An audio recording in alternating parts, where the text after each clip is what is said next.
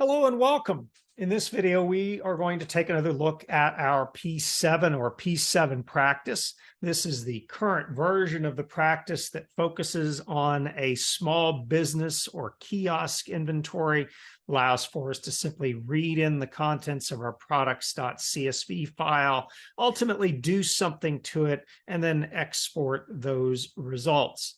In this particular video, we are going to be focusing in on the ability to add a new product to our existing products.csv. But before we can get there, we have to work on some helper functions. And to begin with, what I'd like to do is I would like to look at our ability to communicate with the user interactively about the source of a new product. In other words, basically what we would like to do is encapsulate the process into a function.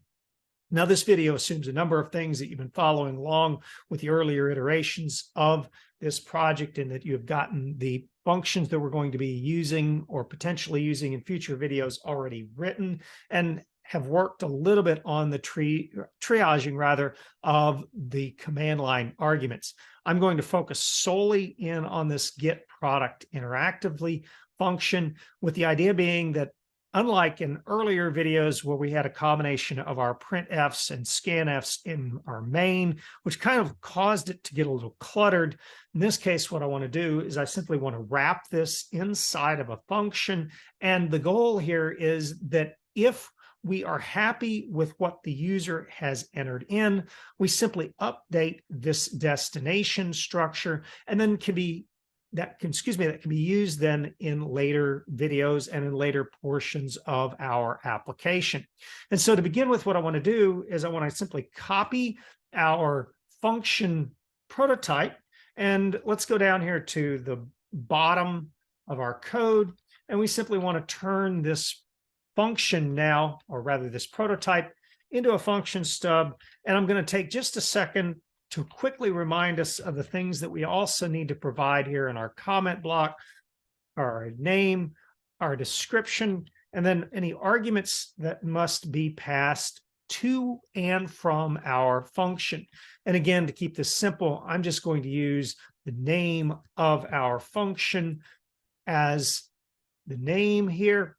And then for the description, I want to be able to collect the information for and I'm going to put in parentheses here, new product, because it doesn't necessarily mean that we are going to be adding the product to our products.csv, but it does have the potential for being a new product from the user. And again, this is going to be interactive, which means that we're going to use a combination of printfs and scanfs. And then as far as the arguments go, we notice there that we have our product properties, which is going to be a structure. And notice here that we are passing it by address. And what does that mean? Well, it means that we can simply update, and I guess we'll word this as updatable structure. And the idea is that then we could update inside this function this particular structure based on what the user provides. And then also we want to note here that we have an integer return value that will return either success or failure. In other words, if there's a problem, we want the calling function to know what that problem is. Now, what we can do here is we can make a couple of assumptions about this destination block of memory, in other words, about this address. And the first assumption that we can make is that our calling function has allocated a block of memory. And again, then if it has not, we would need to simply go about creating then a block of memory associated with the destination. Now, I'm going to leave that for another video. Instead, I'm going to go ahead and make the assumption that the user, or that the calling function, has already allocated a block of memory for the destination. In other words, we're not going to worry necessarily about our malloc and realloc yet. But what we want to do is we want to go ahead and set this up here. First, to begin with, we want to declare a results variable. We simply want to initialize it now to exit success. And then we want to return our results. And then for the rest of this function here, it's basically going to be, sorry, a little typo here. I meant to say results equal to exit success, and then simply return our results. And then for the rest of the function, it should be pretty familiar. In other words, basically what we want to do is we simply want to have a combination of our printfs and scanfs for the user. And depending on whether it is a character vector or a string or a numeric value, then simply assign it to our destination structure. Now, we've got a couple of possibilities here. We can simply go through and declare some temporary, or rather local variables that correspond to the fields in the structure, and that's probably the safest way to do this. It also allows for us to have some additional flexibility in validating those arguments as they come in from the user. The other possibility is that we simply attempt to plug them straight into the fields in the structure, which again is probably not the best way of going about doing it. And so what we're going to do is we're simply going to come up to the top of our source file, and I'm going to cheat, if you would, and I'm simply going to copy the fields in the structure, and I'm going to make them our local variables. And again, this simply just speeds up the process. The thing to note here is that we want to make sure that the size of all the fields are in fact the same in the structure, because if you change these here and then you attempt to put, for instance, an ID that is longer than what is allocated in the destination structure, you could have a potential problem. Now, let's get started here, and that is going to be just simply, again, a combination of print statements. We'll worry about the validation and the dynamic memory allocation in another video. We're going to keep this one pretty simple here. The first thing that we want to do is have a prompt that says, please enter the ID. Now, again, in a later video, I'm going to show you how you can actually generate an ID, validate an ID, and so on. But for this one, we're going to keep this one pretty simple, and that we simply want to then use a scanf. We want to store a character vector, and we want to store it in the ID field. And remember again that we want to have our ampersand there. Now, I misspoke just a second ago. I said character vector. We actually want to store this as a string. So again, we want to be careful about the lengths of our fields. So remind yourself that if you have 10 characters allocated for a field or a local variable, that the longest the string can be is technically 9, because you need to have room for that end of string character. Again, we can come back and do this differently if we need to in the future. But for right now, we're going to focus on a method that we are already familiar with. So we want to please enter the ID. Please enter the name. And again, we've simply followed the pattern that we have with our scanf. At this point, this is probably old news to you, so we could probably do a little bit of copying and pasting.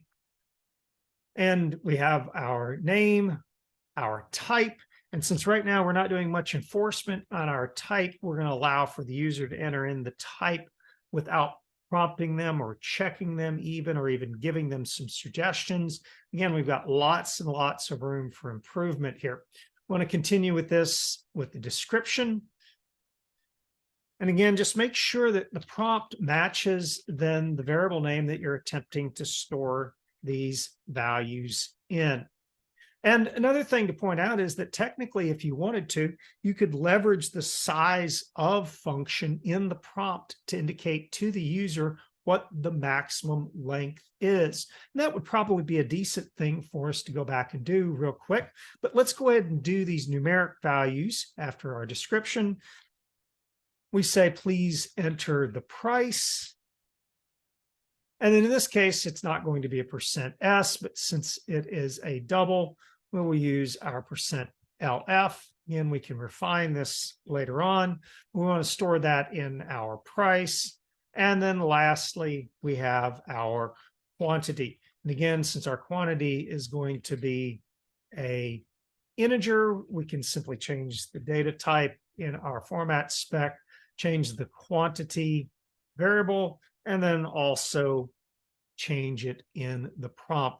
Now, before we leave this, I do want to go ahead and make that one change because as I was thinking about it, probably would be useful for us to be able to tell the user what maximum size is for the ID. And what we're going to do is we're going to leverage a little trick here. If you recall, we had the ability using the size of function to look at not only a individual variable, individual data type, but we can also look at a variable. And so what we can do is we can actually look at the size of our ID. And if we want to be really specific, we can do -1. Now, how is that going to benefit us? Well, what we can do is we can add to our prompt, please enter the ID, and then we can say max size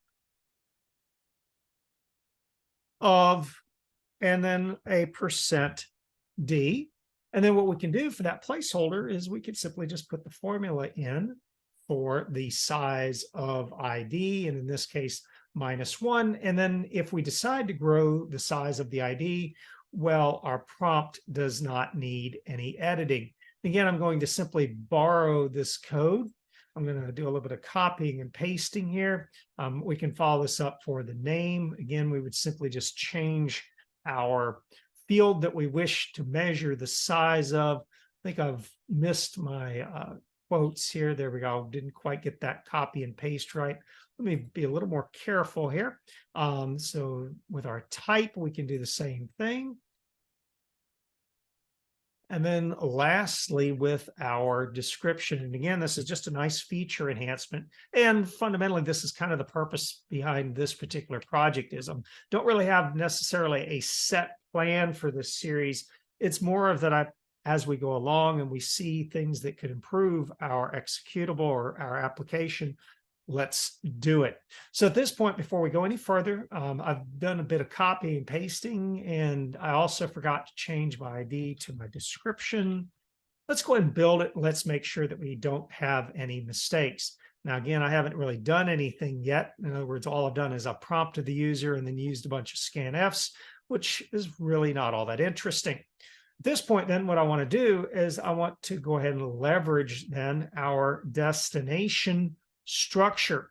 And you'll notice that it's being passed as address. And as I mentioned earlier, we want to make sure that there is actually memory allocated at that location, but we're going to handle that in a later video.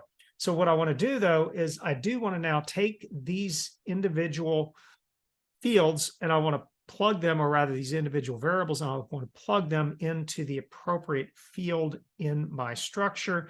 And what I want to do is I simply start off with our destination. And if I do destination dot, and we're going to start with the numeric values because it's a little clearer what we've got to do here. We'll start off with our price. And you'll notice that because I'm passing my address, then I'm essentially have to redirect or use the indirection operator to assign then the value to the field located in the structure that I have passed by address. And once again, just emphasize here that instead of using the destination dot price approach, we need to leverage then the dash greater than sign. In other words, basically what we're doing is we're saying we want to store the value of price in the location of the price field, but remember that the entire structure is being passed by address. Again, hopefully as you get a little more familiar with the syntax and see, this will make more sense. But here, then, we have simply assigned whatever value was passed by the user during the prompt or after the prompt to our destination structure and put into the price field. And again, we have to use this syntax when we are passing the destination by address. Now I'm going to do the same thing with the quantity. And so at this point, I should not necessarily have to rely anymore on NetBeans to do the conversion for us. In this case, we're going to be looking then at the quantity. And then the other thing that we have to remind ourselves of is because we are also dealing with strings, it would be absolutely fantastic if we could do something like destination ID is equal to ID. But again, because we're dealing with strings, which are essentially character vectors or special character vectors, we aren't going to be able to do that. And let's say you forgot this. If you tried to build this, then you're going to get an error. And the error is going to basically tell you that you are trying to assign a char pointer or a pointer to an array of characters. In other words, we can't do that. Instead, what we want to do is we want to change this to our string copy function, and we want to copy to the destination the source value. And again, just a little note here, must use string copy. And again, this should be pretty familiar to you at this point. We're going to repeat this not only for our ID, but also for our name field, as well as our type. And then lastly, our description.